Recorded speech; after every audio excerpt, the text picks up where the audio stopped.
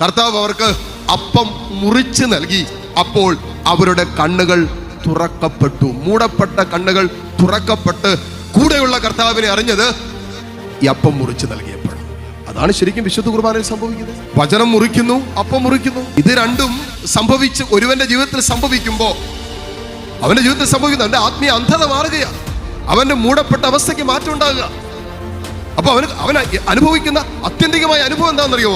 കൂടെ നടക്കുന്ന ഒരു കർത്താവിനെ അവൻ അനുഭവിക്കും.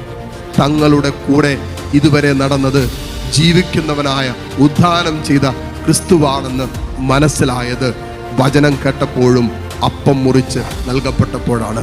എന്ന് പറഞ്ഞാൽ ഒരു വിശുദ്ധ കുർബാന വിശുദ്ധിയോടുകൂടെ സ്വീകരിച്ച് കടന്നു പോകുന്ന ഒരു ജീവിതം അനുഭവിക്കുന്ന ഏറ്റവും സന്തോഷപ്രദമായ അനുഭവം എന്താണെന്നറിയാമോ?